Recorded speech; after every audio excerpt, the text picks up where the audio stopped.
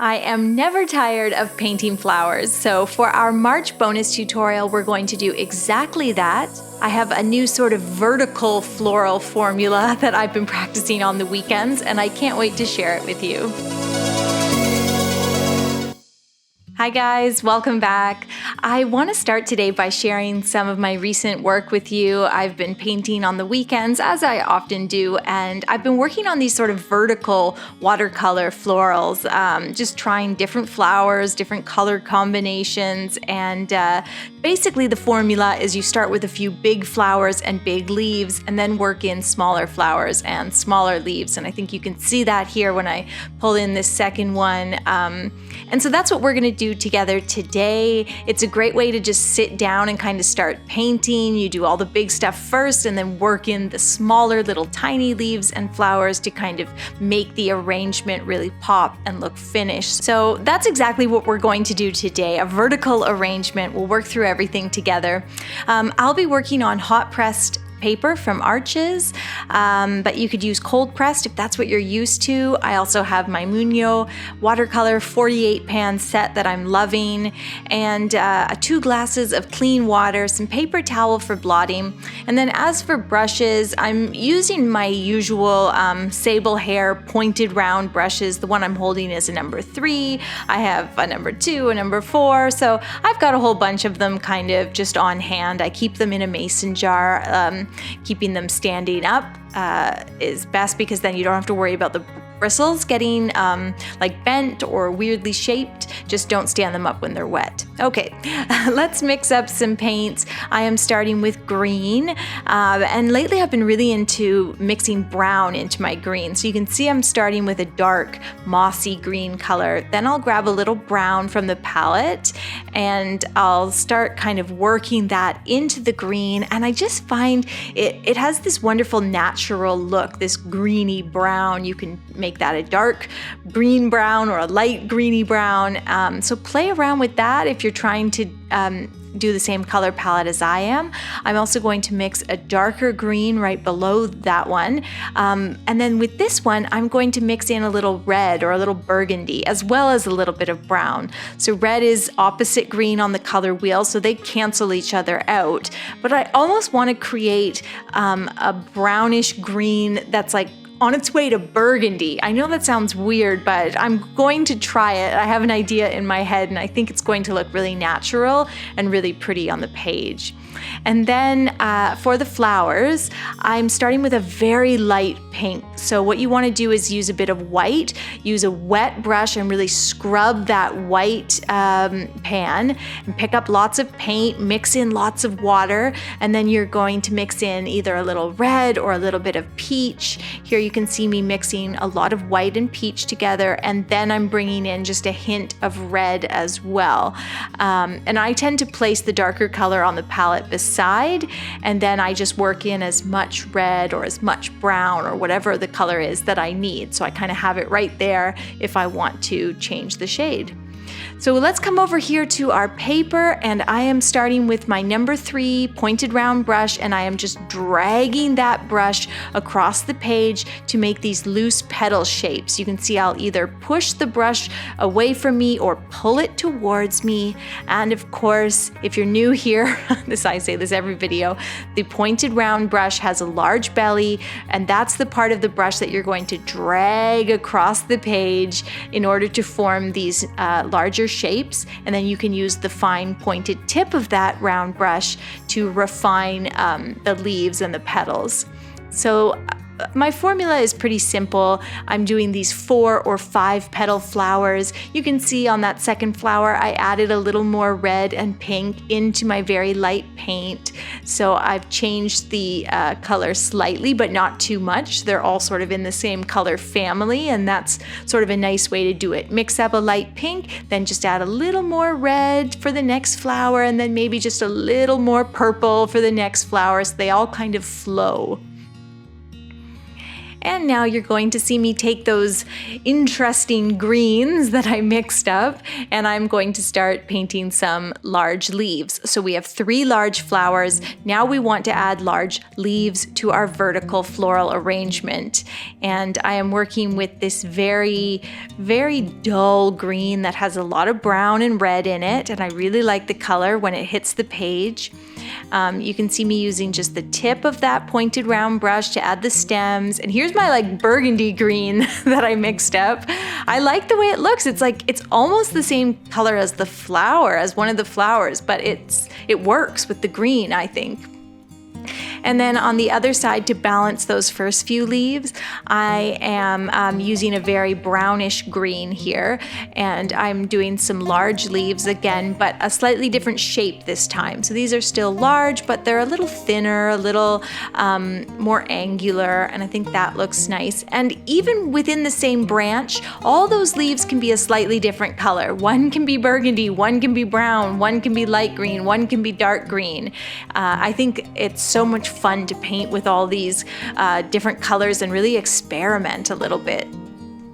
Now that we've gotten our piece started and painted some large flowers and then bordered them with a few large leaves, we're going to add some tiny leaves. And for this one, I do these very delicate little branches, and then I kind of just let the belly of the pointed round brush sort of hit the page. You'll see me just kind of drag it ever so slightly and gently, and I just let a little leaf shape form, a little oval sort of forms when that brush hits the page, and you just add a little bit of extra pressure. Turn the page upside down if you need to. Sometimes I just find it's so much easier to pull the brush towards my body. So if that means turning that page upside down, that's a good trick. And I'm also adding some larger leaves up top here, some large ones and some small ones. And again, the colors are all over the place, and I'm really liking that. So have a bit of fun, add those burgundies and browns to your greens.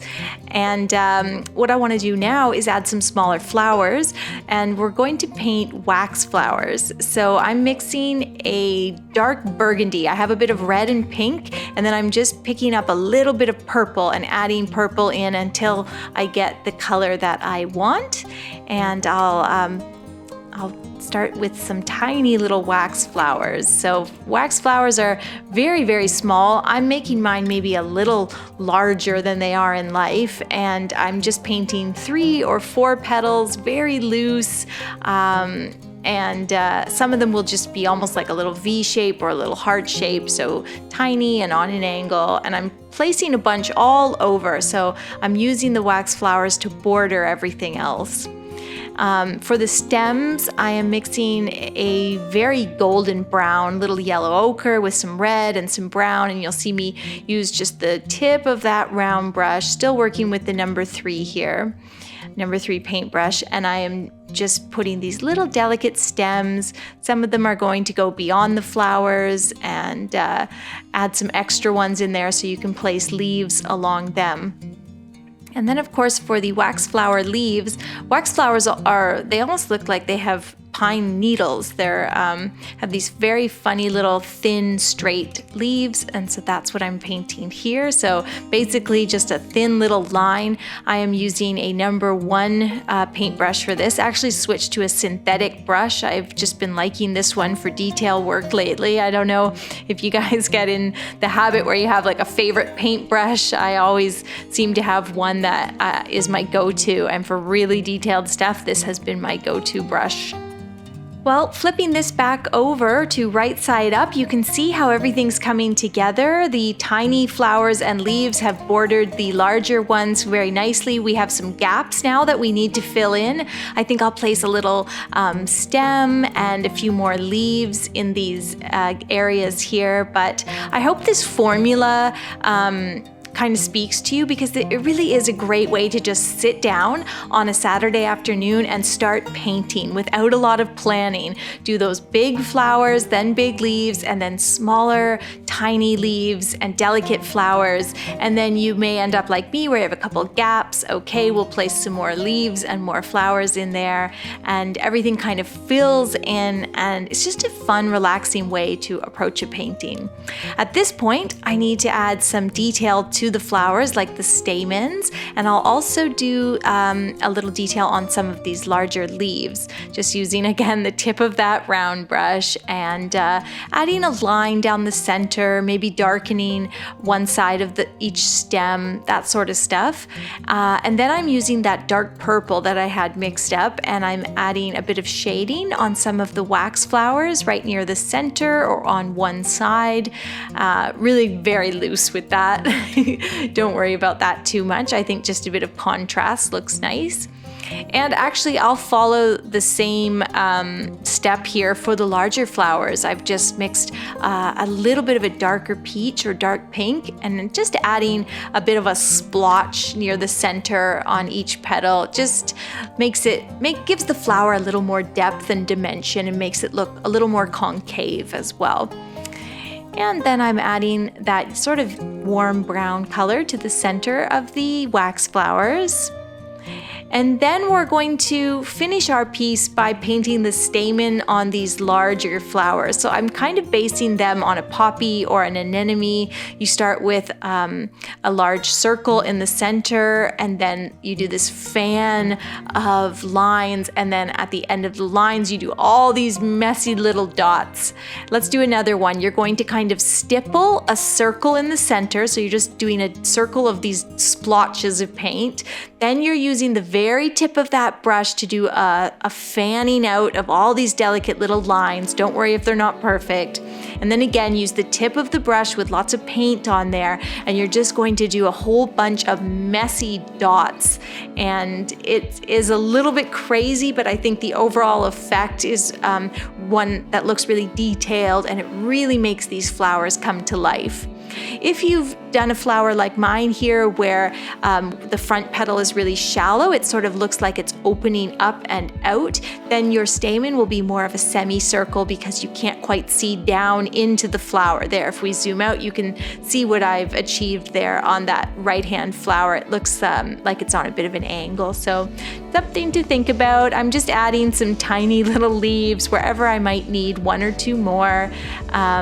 And then I'm taking a bit of a burgundy color and just adding a few lines, a few sketchy lines near the center of these flowers. And that just helps with that shading and adds just a touch more detail.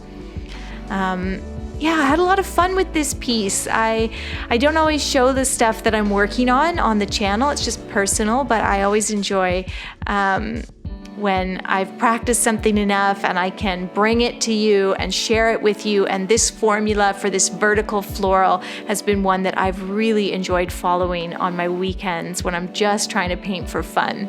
I hope you'll give this a try. Thank you, patrons, so much for watching, and thank you for your support.